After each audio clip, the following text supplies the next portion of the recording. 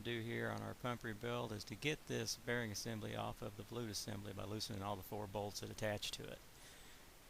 Get ourselves a screwdriver, a putty knife or something here to separate the volute from the bearing assembly, and watch out for that plastic impeller that's in there because it could break if you're too hard on it.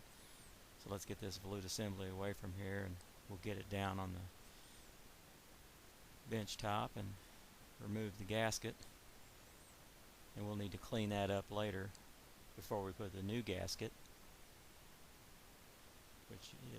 new gasket in the bearing assembly back on it.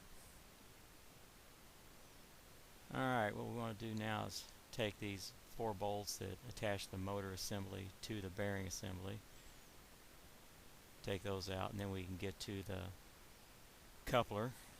This is a die-cast coupler, and we want to get it out of there. And since I'm not going to be using this die-cast coupler, the bearing assembly attachment doesn't have to be taken off, just the one that attaches it to the motor side.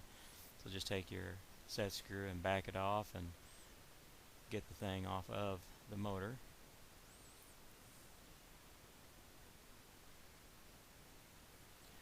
Now that we've got that off, let's take this impeller loose by taking the acorn nut and the washer off and removing it from the bearing assembly. Now take the impeller and put it on this keyed shaft. And if you look at the brass sleeve in there, you'll see a keyway. Match that up and then get that on top of that and push it down. And get your new washer and acorn nut and tighten it down. I use an adjustable wrench. Tighten it down pretty snug. Don't have to kill it or anything, just get it good and snug.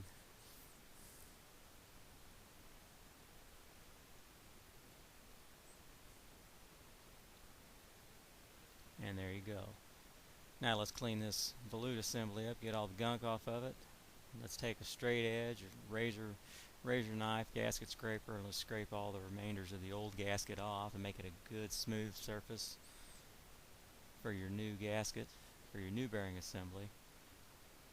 You don't want to nick the surface of the brass, you just want to clean off the old gasket. Now we're going to get the new gasket and put it down in there and get the new bearing assembly set on top of it. And you want your oil port to be in line with one side of the exit or the entrance of the volute assembly. If you get it backwards, if you go to put your volute assembly in, you notice that the oil port is upside down, just undo the 4 bolts that we're about ready to put in and turn it around 180 and tighten them back down. You want to get these in here, I like to get them about finger tight, and then I tighten them up to where they crisscross fashion like you would a car tire. And then I snug them down crisscross fashion, and then on the last one I just give it a good snug turn where it's not gonna, where you feel it's pretty tight. You don't want to bend these ears down and break them, they're aluminum, so you don't want to really kill it.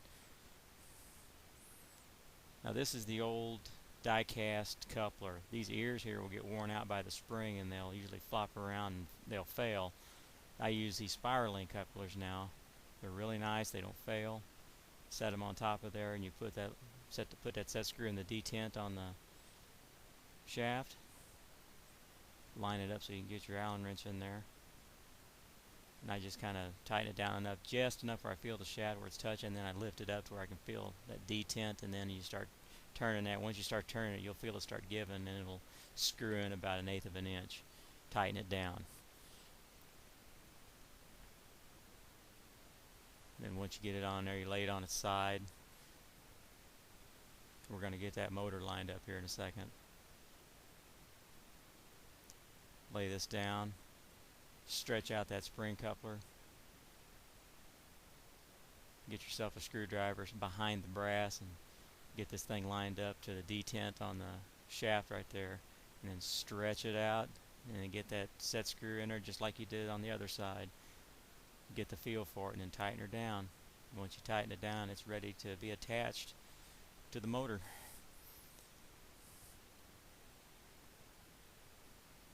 Now we'll get the 4 bolts, get them put in, Now you can put them in and tighten them up in any fashion you want to.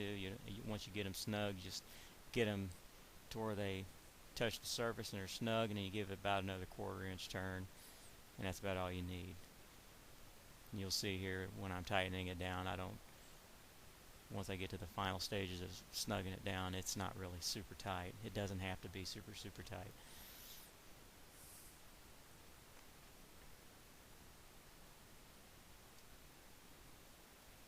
Get all 4 of them tightened down.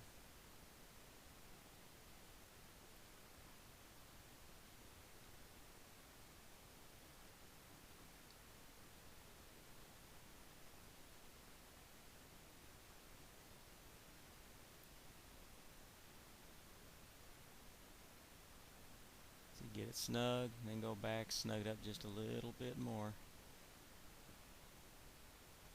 You'll see I'm not putting a lot of pressure on it. Just like that. Not a lot. Now we got the whole bearing assembly ready to go. It's ready to put in. Put my gasket kit with it so I don't lose it when I set it on the shelf. And then I'll get my oil for the oil cup. I'll put it with it.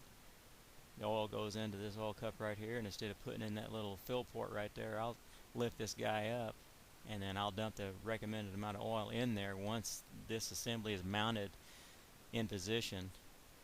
And then you can just put this guy back in, and it's a lot less hassle than lifting that little port up and trying to squeeze all that oil in. You can dump it in pretty quick. And that's pretty much how you put it all together.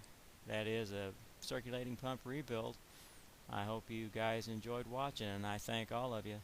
I appreciate it.